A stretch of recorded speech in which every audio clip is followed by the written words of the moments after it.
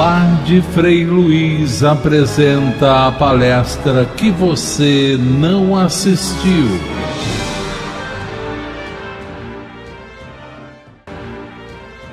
Obrigado, Willi. E agora é hora da nossa palestra. E hoje é o nosso irmão Otávio Pontes, nosso colega da sala 3, que traz um tema hoje extremamente interessante e importante para todos nós, porque é um tema que ele vai além até da doutrina, é um tema que fala até do nosso comportamento, das nossas vidas. Otávio, obrigado mais uma vez.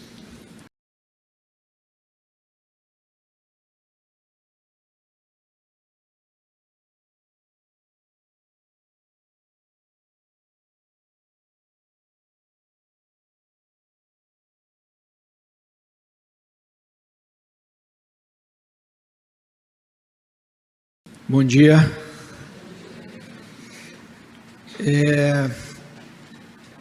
Obrigado ali por esse convite mais uma vez. Obrigado pela oportunidade de estar aqui. Eu já falei isso da última vez que estive aqui. Eu adoro essas palestras, principalmente essa cedo, porque primeiro são os heróis da manhã de domingo, né? Como disse agora o nosso irmão, ninguém está aqui por acaso, e se uma pessoa num domingo faz um esforço, qualquer que seja, cada um tem uma motivação para estar aqui assistindo uma palestra, tentando se melhorar, essa intenção é muito forte, espiritualmente é muito forte, né? O nosso fluxo de pensamento, de intenção e motivação é como se acendesse a caldeira dessa casa logo cedo, né?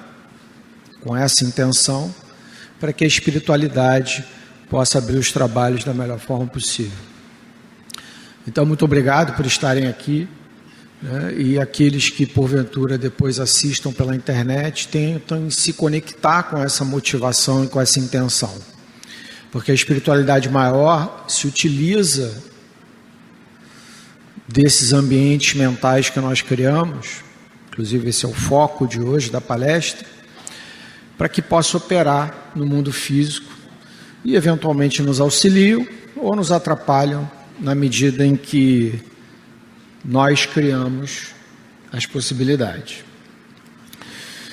Então, o assunto, né, de influência espiritual, como disse o Ari, é um tema bastante relevante, né, para nós, porque independente se a gente entende como isso acontece, se a gente acredita que isso acontece, se a gente percebe que isso acontece, isso continua acontecendo e nos afetando.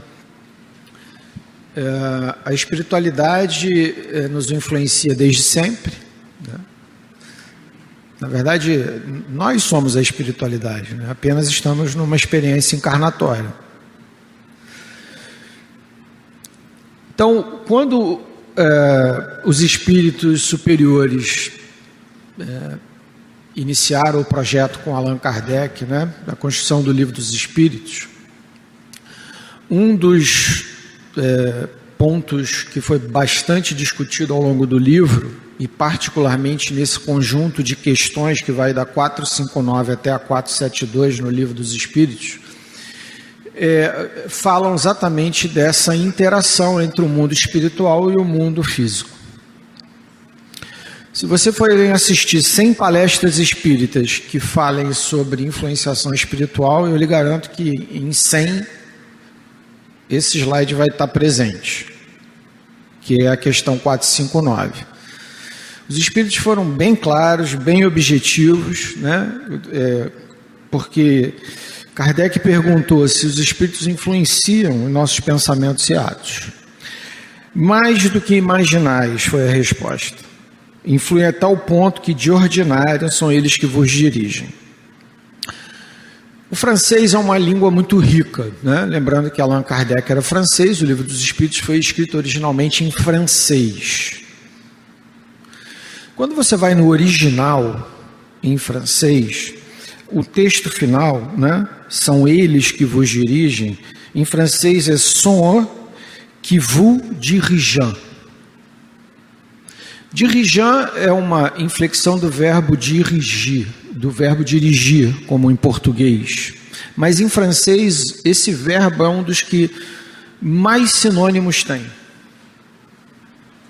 Tem uma caixa lotada de sinônimos para o verbo dirigir em francês. Esse livro foi escrito em meados do século XIX, né, por volta de 1850 e alguma coisa, foi publicado em 1857. Naquela época não haviam carros, certo? Então, ao usar o verbo dirigir, por exemplo, a espiritualidade não podia estar se referindo a algo como um veículo motorizado. Mas em francês, dirigir, entre outras coisas, quer dizer conduzir, quer dizer influenciar. Todos esses são sinônimos do verbo dirigir em francês. Então, se a gente partir dessas duas vertentes, conduzir e influenciar, outro sinônimo desse verbo em francês é controlar. Então, na medida em que entre influenciador e influenciado, entre dirigente e dirigido, a inter-relação aconteça, é claro que a conotação desse verbo dirigir vai mudar.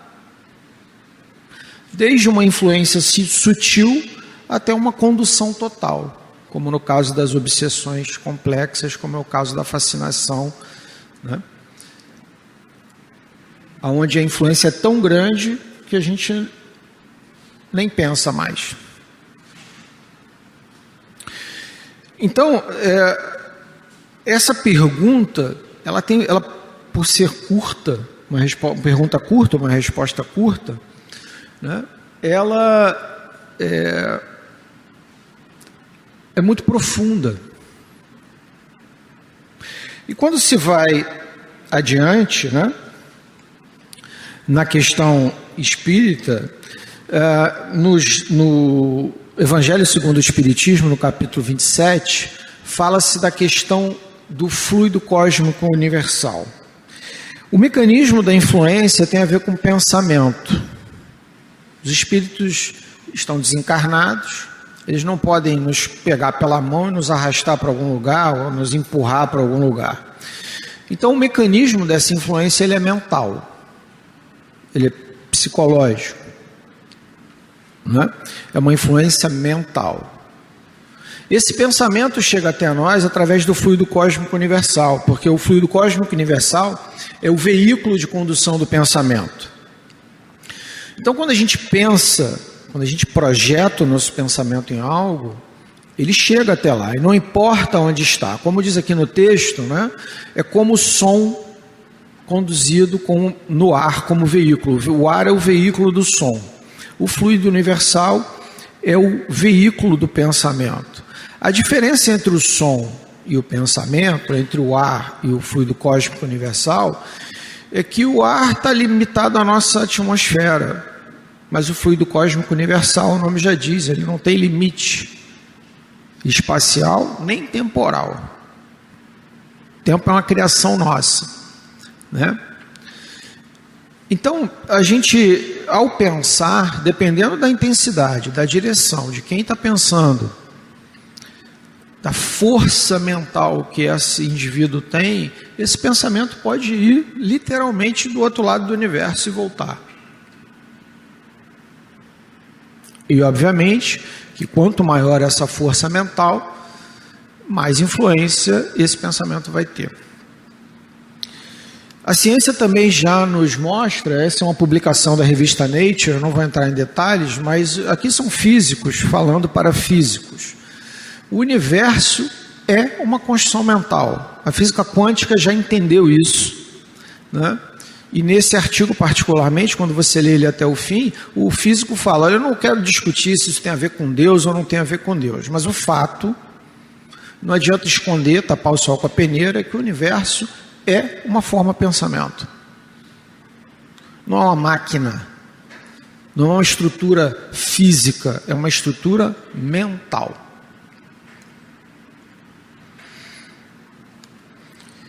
E se isso tudo é verdade, né, e essa influência nos atinge onde quer que estejamos, a gente tem essa... Acho que eu pulei um aqui. Não, é isso. A gente tem essa influência baseada no que os espíritos pensam, mas alinhada com aquilo que nós pensamos.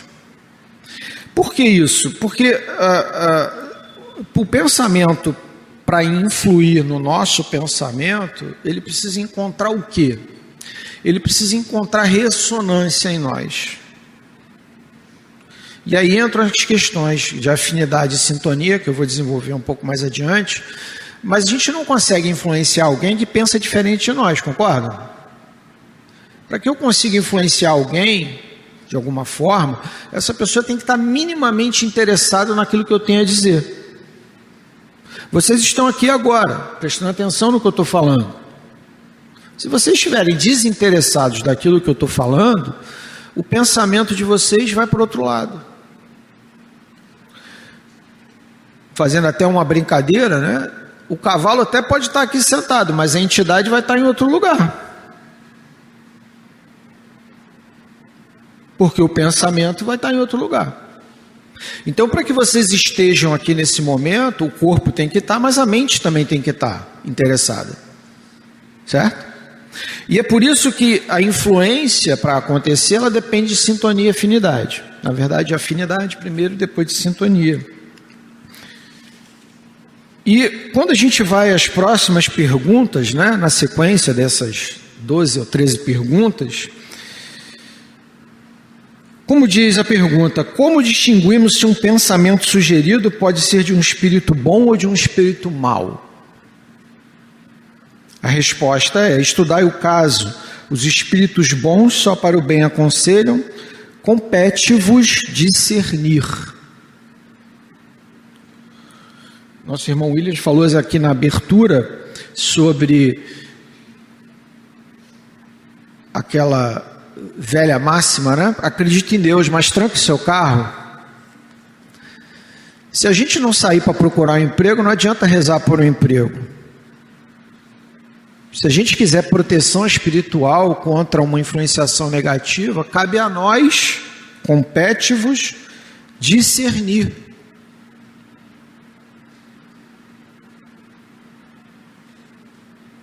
Então, de quem é a responsabilidade de entender qual é a influenciação que está sofrendo? É nossa. Não é da espiritualidade maior. Com que fim esses espíritos imperfeitos nos induzem ao mal? Para que sofrais como eles sofrem. Porque eles sentem inveja de nós. Não de nós especificamente, mas da felicidade alheia. E obviamente que esse caminho leva ao quê? A última frase do slide, a nos afastar de Deus. Porque no momento em que nos afastamos de Deus, essa influência atinge o seu objetivo principal, que é manter o nosso padrão vibratório médio baixo, a nossa desesperança em atividade, e obviamente, como disse também o Williams, o planeta vai levar mais tempo para chegar onde tem que chegar, porque nós somos uma coletividade. Então, como eu falei, a influência é permanente. E é um erro achar que só médiuns, nós estamos numa casa espírita, né, sofrem essa influência. Como eu falei no início, não importa se a gente acredita ou não nessa influência, se a gente consegue até perceber ela claramente. No final do dia, o que importa é, esse pensamento que está dentro da minha cabeça me ajuda ou me atrapalha? Esse pensamento constrói ou destrói? Esse pensamento agrega ou desagrega? Então eu não preciso ser médium, eu não preciso ser vidente, eu não preciso enxergar uma entidade trevosa para entender que aquele pensamento que está me consumindo me prejudica. Basta eu ter um pouquinho de bom senso. E como essa influência é permanente, para ser permanente, ela depende dessa questão,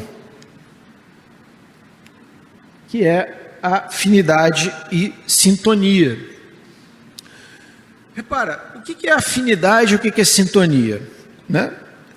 A afinidade é a presença dos mesmos pensamentos, das mesmas, digamos, categorias de pensamento nas duas mentes que vão se sintonizar. Então, se um espírito quer nos influenciar a consumir uma bebida alcoólica, por exemplo, não adianta só eu gostar de tomar uma taça de vinho. Esse é o primeiro passo. Eu gosto de beber socialmente, mas se eu não gosto de beber até cair, eu não crio sintonia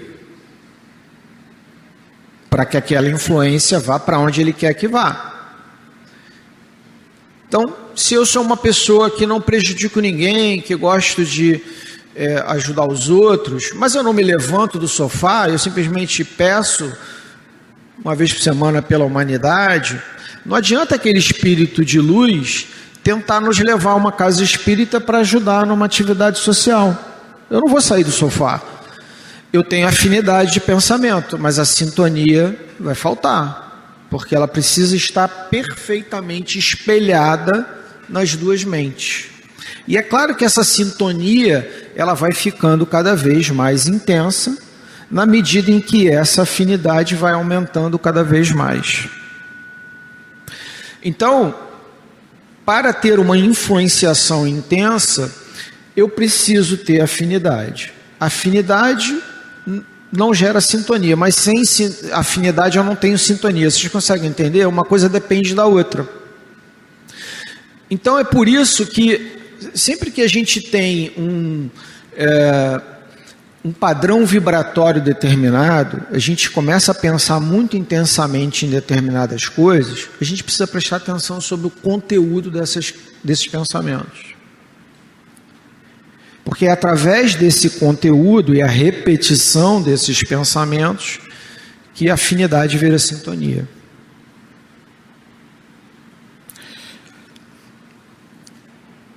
E a gente entra numa questão que é o que André Luiz, no livro Ação e Reação, chama de nosso desejo central. André Luiz descreve, nós possuímos, além dos desejos imediatos comuns em qualquer fase da vida, um desejo central ou tema básico dos interesses mais íntimos, e por isso, além dos pensamentos vulgares que nos aprisionam a experiência rotineira, emitimos com mais frequência os pensamentos que nascem do desejo central, também comumente conhecido como o padrão vibratório médio que nós temos. Obviamente, nessa escala vibracional, se nós temos pensamentos mais elevados ou vibrações mais elevadas a maior parte do tempo, o nosso padrão vibratório médio é mais positivo do que negativo.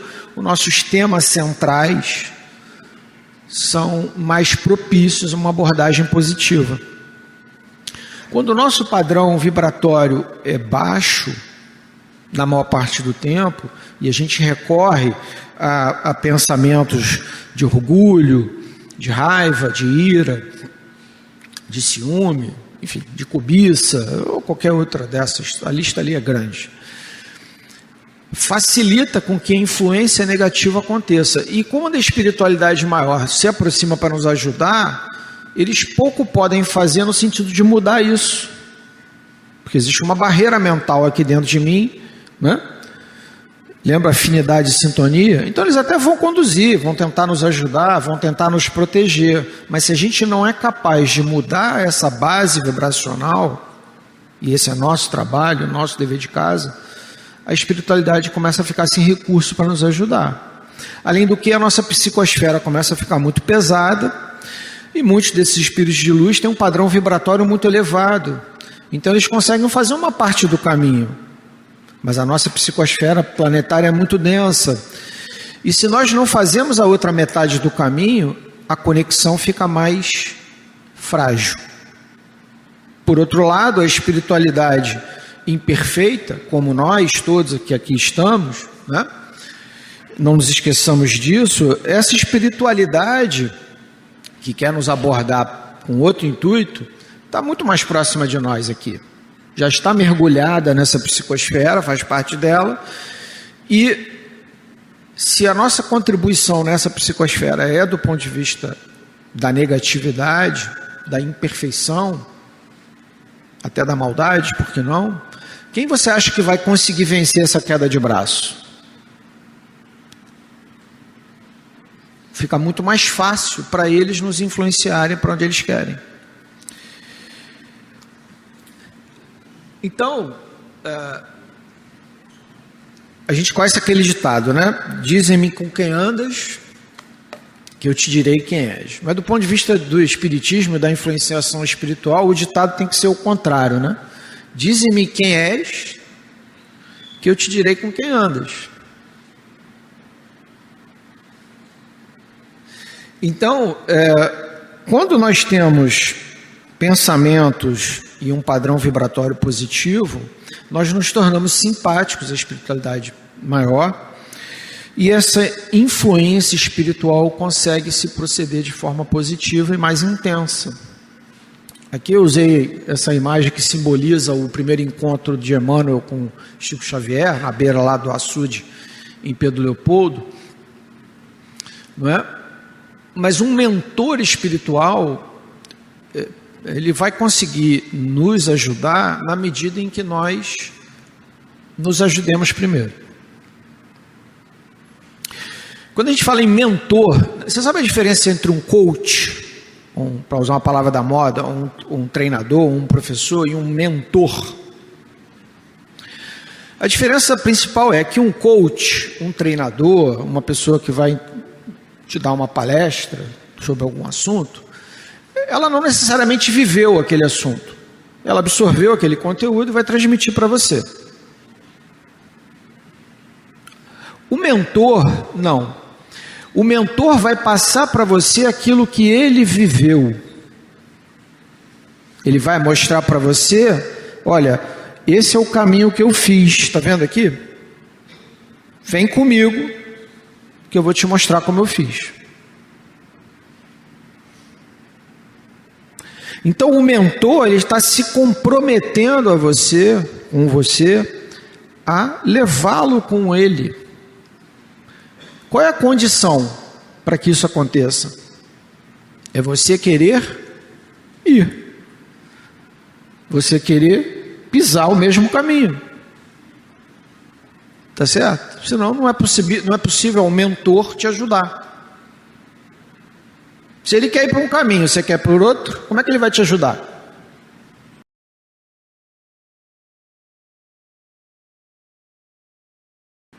Então, esses mentores, esses guias espirituais, em geral, são espíritos da segunda ordem na escala espírita. E, basicamente, o texto vocês podem ler, ele é um pouco longo, mas eles ainda têm provas a cumprir, então eles também encarnam eventualmente, né? Eles não são aqueles santos, anjos que estão lá do lado do Pai. Eles ainda têm imperfeições como nós, mas não são do mesmo teor que as nossas. Eles já venceram principalmente orgulho e egoísmo. Quando eles encarnam, são benevolentes, são solidários, são basicamente bons. Em geral, têm vasto conhecimento, mesmo que não aparentem. A gente pode pegar ainda o exemplo de Chico Xavier, né? Muita gente falava assim no início dos trabalhos do Chico, e eu tenho certeza que algumas pessoas pensam isso. Como é que esse cara conseguiu escrever 400 livros? Ele era um analfabeto, ele estudava até a 4ª série, lá em Pedro Leopoldo, era pobre, era isso, era aquilo.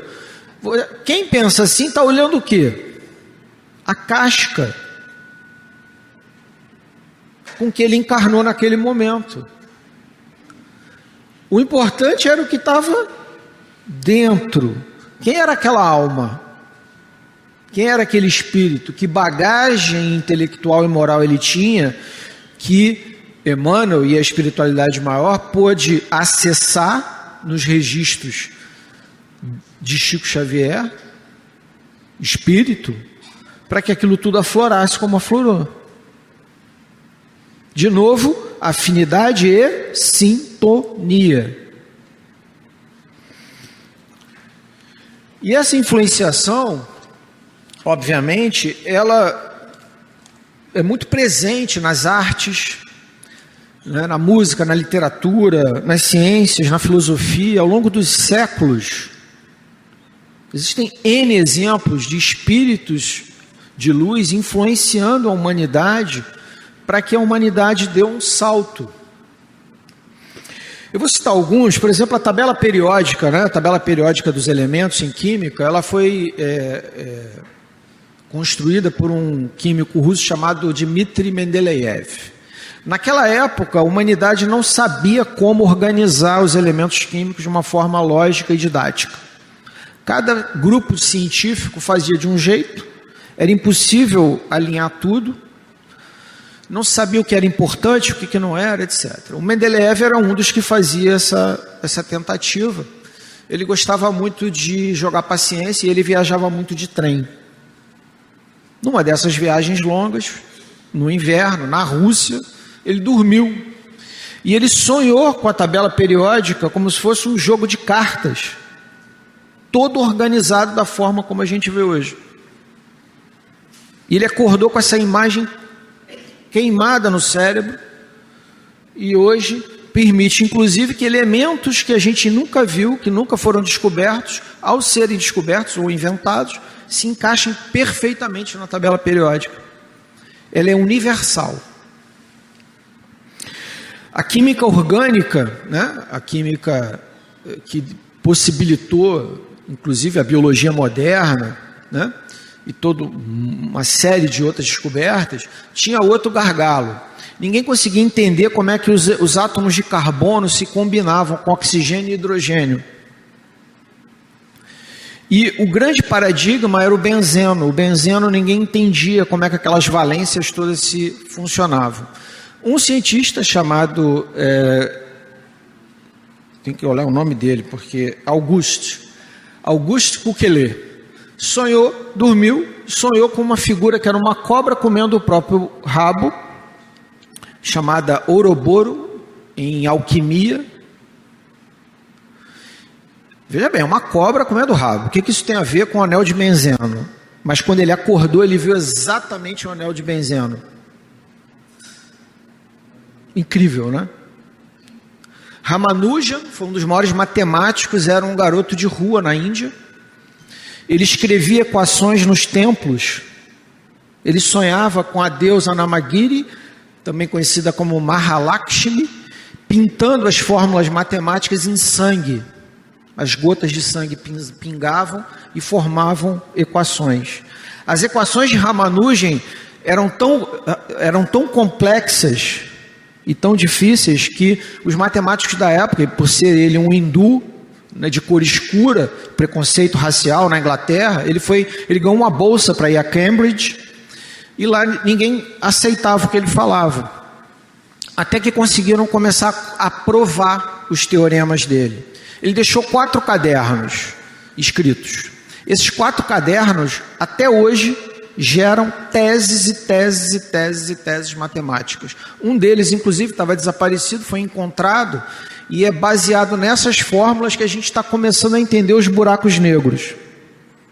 No início do século XX nem se falava em buraco negro, mas a fórmula estava lá. É claro que isso é uma inspiração espiritual.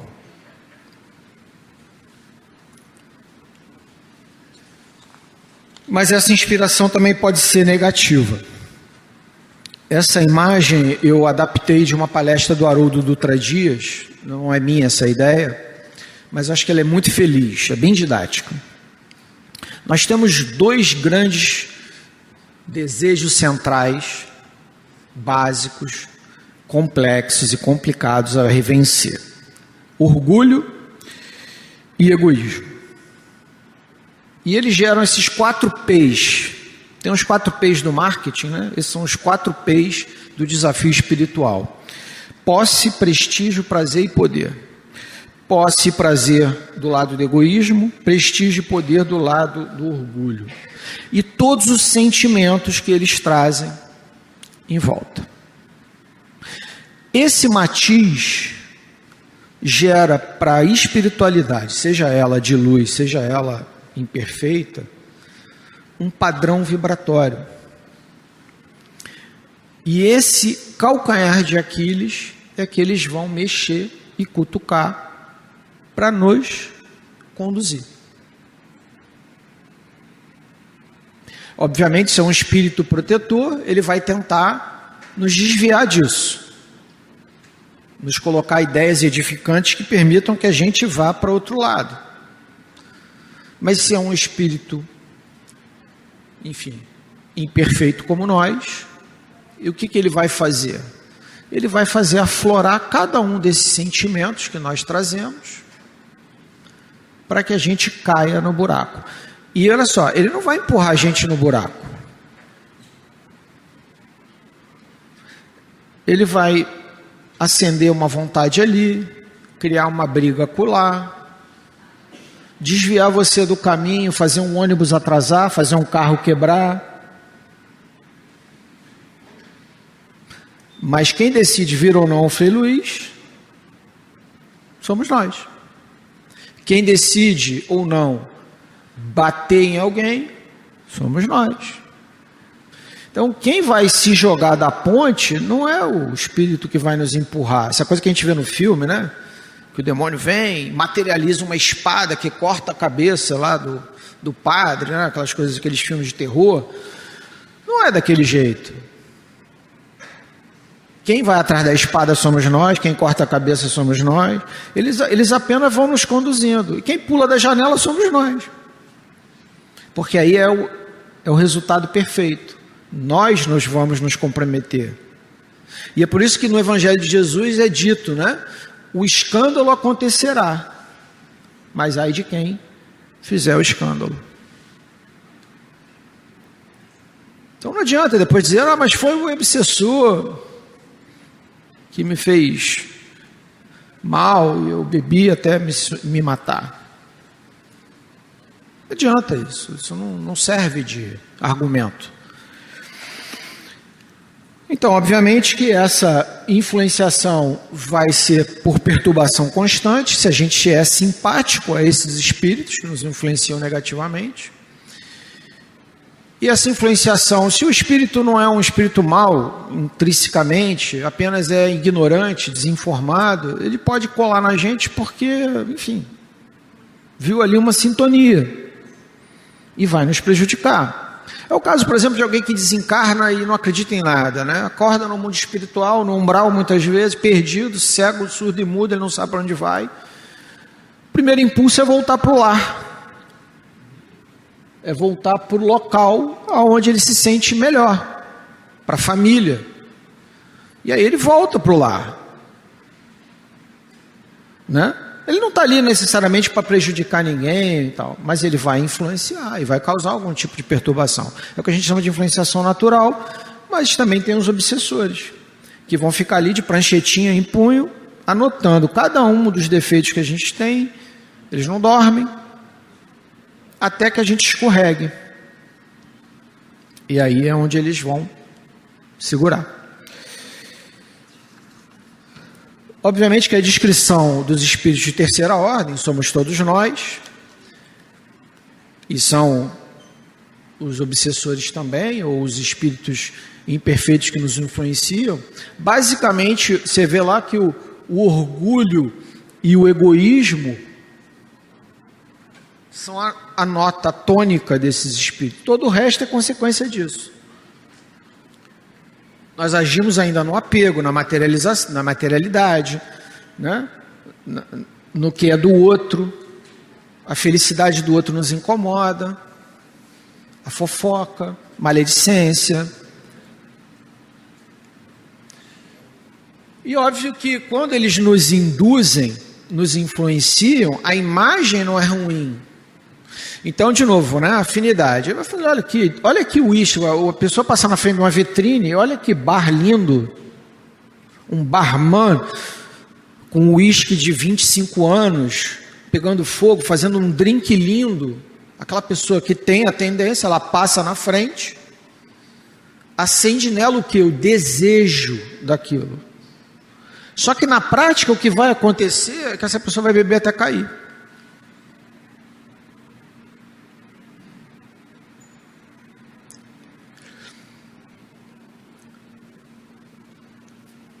Então, aonde andam, né, os nossos pensamentos e sentimentos? Quais companhias eu busco no meu dia a dia? Que locais eu frequento? Que músicas eu escuto? Que livros eu leio? Que TikTokers eu sigo? Que influencers eu escuto? Que lives eu me conecto? Qual o teor daquilo que eu estou assistindo? Daquilo que eu estou ouvindo? De com quem eu estou conversando? Lembra? Afinidade e sintonia. Então eu vou sempre sendo conduzido. Para onde? Para onde eu quero. Isso é tão interessante que a ciência mostra, né? Porque nós temos um padrão eletromagnético no nosso coração. Já se sabe que o coração pensa igual o cérebro. Tem neurônios e tal. Esse padrão eletromagnético, ele muda com o nosso humor. Não precisa entender nem o que quer dizer esse gráfico, mas você consegue ver que o gráfico do amor é completamente diferente do gráfico da raiva. A emissão eletromagnética do nosso coração muda conforme o nosso sentimento e o nosso pensamento. E como a gente interage, porque todo mundo traz esse campo, fica fácil de ver. É como se fosse um QR Code. Isso é medido com aparelhos, tá? Quando o marido e a mulher se dão bem e dormem junto, o batimento cardíaco alinha durante a noite. Tal é a sintonia. Isso não serve só para pessoas. Aqui é um menino e seu cachorro. Na hora que o menino projeta amor, o batimento cardíaco dele e do cachorro se alinham. Você vê ali no meio do gráfico? Não importa, é claro que o batimento cardíaco de um animal é diferente do nosso. O importante é a forma do gráfico. Funciona com cavalo. Isso é biológico. É fisiológico. Só que no nosso caso tem uma outra camada que os animais não trazem, que é a nossa mente, né? Evolutivamente falando, a nossa mente espiritual. Então, obviamente que os nossos pensamentos, como dizia Buda, vão iluminar o nosso caminho. E como dizia Chico Xavier, o padrão vibratório das pessoas que moram numa casa molda o padrão vibratório dessa casa. E se essa casa é a nossa cidade, o nosso estado, o nosso país ou o nosso planeta, ainda é uma casa. É um conjunto do padrão vibratório de todos nós.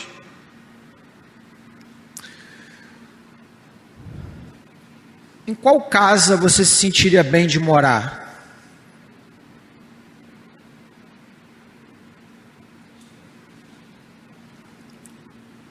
Que espíritos cada uma dessas casas atrai?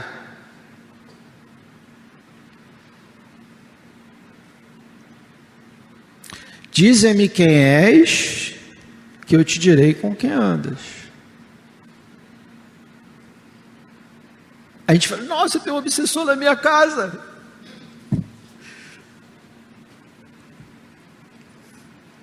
Como é que ele entrou lá? Veio no bolso de quem? Veio no coração de quem? Mais importante do que como entrou, por que ele fica lá? Se ele não tem ressonância, se ele não tem sintonia, ele vai ficar lá fazendo o quê? Eles têm agenda também. Qual é a melhor forma de você se proteger? Os espíritos orientam nessas perguntas. pensamento positivo, mudar comportamento e fé em Deus. Só isso. Um passe de vez em quando ajuda, casa espírita ajuda, mas se eu não mudo o que está dentro de mim, não adianta. Eu saio daqui, volto para casa, olha quem está lá me esperando. Meu malvado favorito.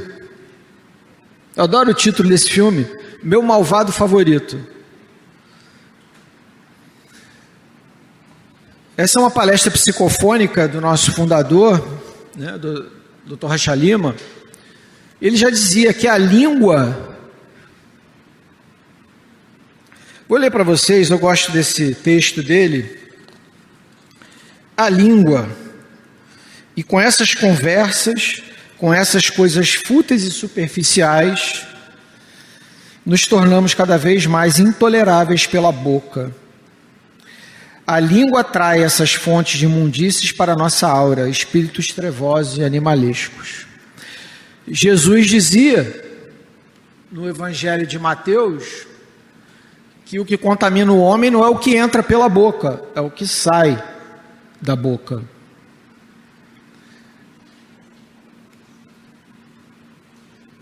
Aí o cidadão sai do trabalho, vai para casa, 5h30, 6 horas, e se liga num tal de jornalismo policial. Esse é o termo técnico daqueles programas da tarde que mostram operação policial em comunidade, assaltante sendo preso. E repare, a hora deles todos passar é exatamente na hora do Ângelus.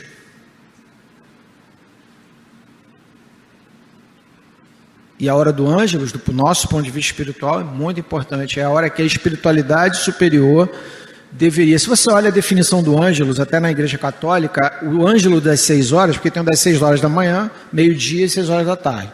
É a hora que as igrejas tocam os sinos, né?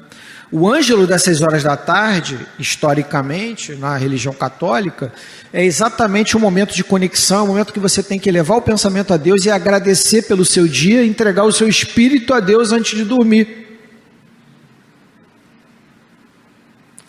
Mas, na verdade, é o momento em que a espiritualidade maior está pegando essa energia para ajudar a limpar a psicosfera, que nós passamos o dia sujando.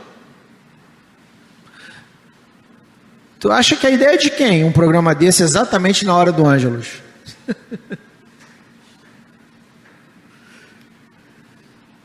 E não fica por aí. Obviamente, né?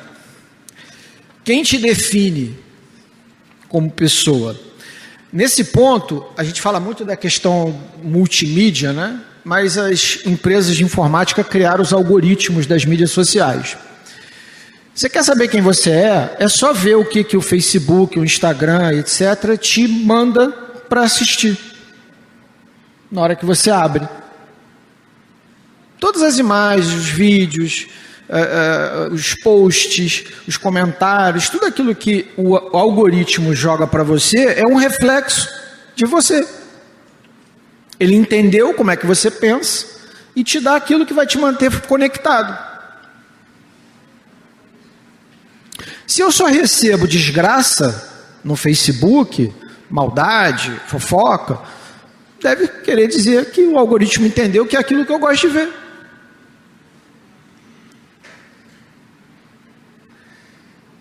E obviamente que na hora em que a gente é confrontado com o lado negro da força dessas mídias sociais, o cyberbullying, os haters, os odiadores, etc., o resultado disso é muito mau, é muito ruim, principalmente na mente de um adolescente ou de uma criança que não consegue lidar com essa informação. Como é que tanta gente não gosta de mim?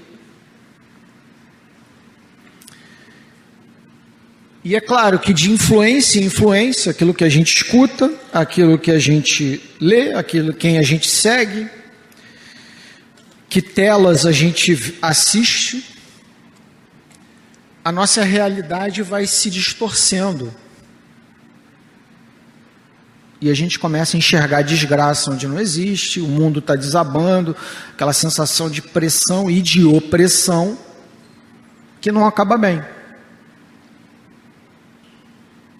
Então a gente olha para a mesma imagem e vê coisas diferentes. Tem um teste, inclusive, né? Claro que é para psicopatia. Vocês já viram em filme que o psiquiatra mostra para o paciente uma mancha de tinta e ele tem que dizer o que ele enxerga ali e o psicopata vê coisas horrorosas naquela mancha de tinta que não tem nada. Mas no fundo isso é o ápice, né? O máximo da mesma situação. O que a gente vê nas duas imagens? Depende de como estamos por dentro. Uma pessoa com depressão olha para o céu azul e vê o céu cinza.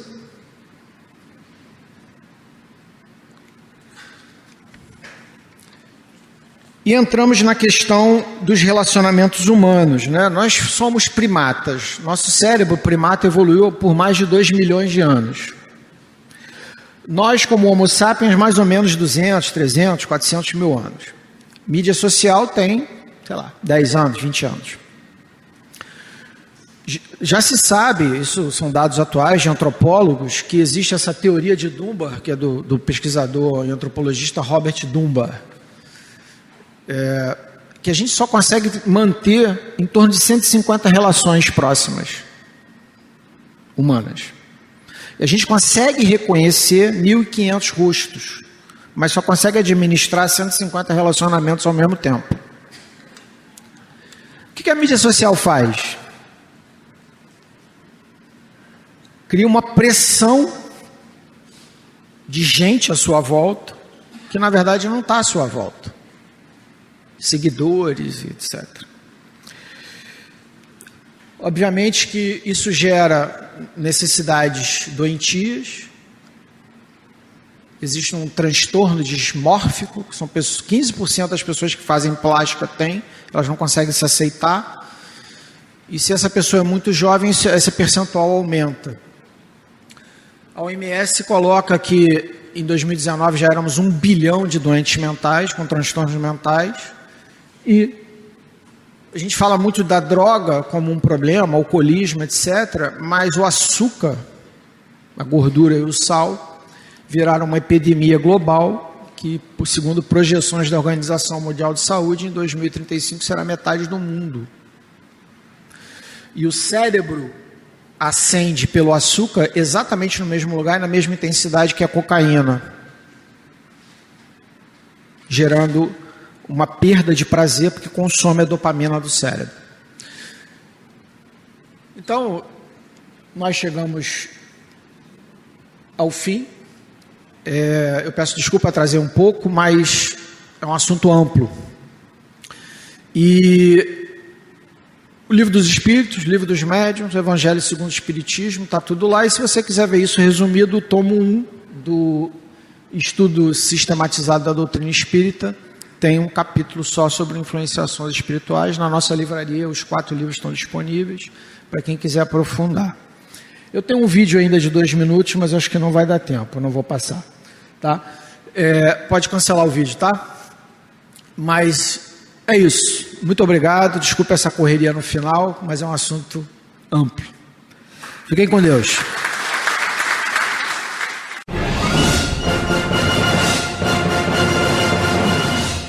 Lar de Frei Luiz apresentou a palestra que você não assistiu.